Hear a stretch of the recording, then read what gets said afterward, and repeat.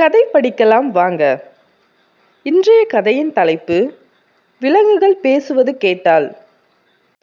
என்னோடு சேர்ந்து நீங்களும் படிக்கலாம் வாங்க. முன்னொரு காலத்தில் ஒரு நாட்டை அரசன் ஒருவன் ஆண்டு வந்தான். ஒரு சமயம் காட்டு வழியாக சென்றான் அவன். அங்கே புலியிடம் சிக்கிக் கொண்டிருந்த துறவி ஒருவரை காப்பாற்றினான். மகிழ்ந்த துறவி, பறவைகள், விலங்குகள் என்ன பேசினாலும் இன்று முதல் உனக்கு கேட்கும். இப்படிப்பட்ட ஆற்றல் உனக்கு கிடைத்திருக்கிறது என்ற உண்மையை யாரிடமும் சொல்லக்கூடாது. அப்படி சொன்னால் தலை வெடித்து நீ இறந்து விடுவாய். போய் வா என்றான். துறவியை வணங்கிவிட்டு அரண்மனைக்கு புறப்பட்டான் அவன். வழியில் இருந்த விலங்குகள், பறவைகள் பேசிக்கொள்வது அவனுக்கு தெளிவாக கேட்டது. தற்செயலாக கிடைத்த விந்தையான ஆற்றலை எண்ணி மகிழ்ந்தான் அவன். இரவு நேரம் அவனும் அரசியும் சாப்பிட்டுக் கொண்டிருந்தார்கள். அப்பொழுது சிறிதளவு தேனும் ஒரு உருண்டை சோறும் தவறி தரையில் விழுந்தன. அங்கிருந்த எறும்பு ஒன்று, ஓடி வாருங்கள், கூட்டமாக ஓடி வாருங்கள், நமக்கு இனி உணவு பஞ்சமே இல்லை, அரண்மனை மதுக்குடம் உடைந்து தேன் வெள்ளமாக பாய்கிறது, பெருஞ்சோற்றும் மலையே நமக்காக கிடைக்கிறது என்ற உரத்த குரலில் தன் கூட்டத்தை அழைத்தது. இதை கேட்ட அரசன், 2 சொட்டு தேன், தேன் வெள்ளமா? ஒரு உருண்டை சோறு, பெருஞ்சோற்றும் மலையா? இந்த எறும்பிற்கு அறிவே இல்லையா? இப்படியா வர்ணிப்பது என்று நினைத்தான். அவனால் சிரிப்பை அடக்க முடியவில்லை. தன்னை மறந்து கலகலவென்று சிரித்தான் அவன். அருகில் இருந்த அரசி, ஏன் சிரிக்கிறீர்கள் என்று கேட்டாள். ஒன்றுமில்லை என்று மழுப்பினான் அவன். சாப்பிட்டு முடித்த அரசன் பட்டு மெத்தையில் படுத்தான். அரசி வெற்றிலை பாக்கு மடித்து தந்து கொண்டிருந்தாள். அறையில் இனிய மனம் பரவியது. அங்கிருந்த ஆண் ஈ ஒன்று பெண் ஈயை அழைத்து, எவ்வளவு இனிய சூழல், வா, நாம் இருவரும் அரசனின் முதுகில் இருந்து ஓடி ஆடி விளையாடுவோம், மகிழ்ச்சியாயிருப்போம், இதை போன்ற நல்வாய்ப்பு யாருக்கு கிடைக்கும் என்றது. என் முதுகு இந்த ஈக்களுக்கு மெத்தையா என்று நினைத்தான் அரசன். அவனால் சிரிப்பை அடக்க முடியவில்லை.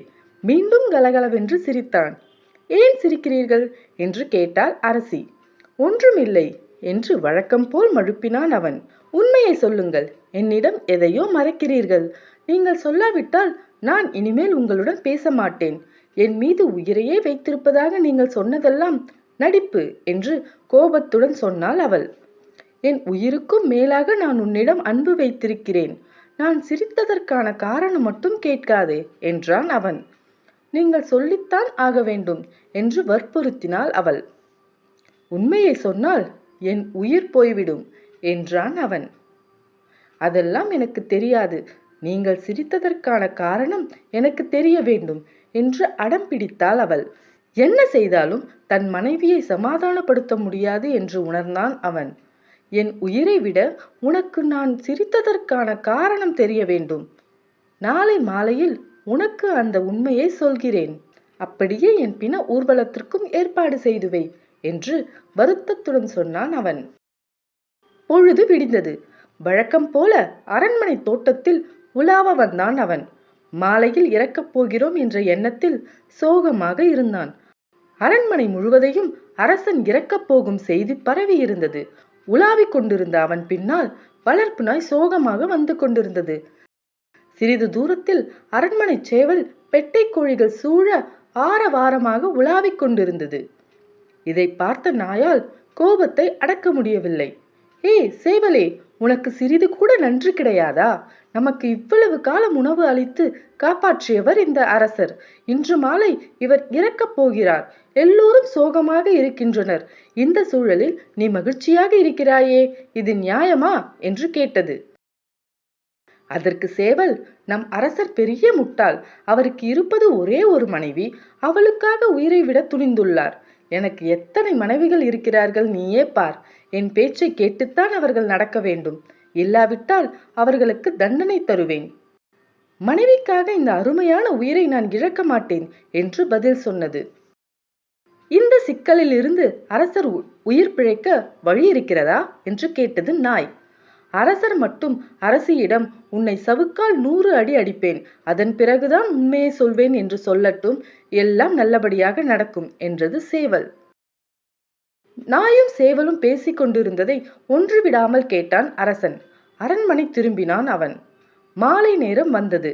அவன் அருகே வந்த அரசி, இப்பொழுது உண்மையை சொல்கிறீர்களா என்று கேட்டாள்.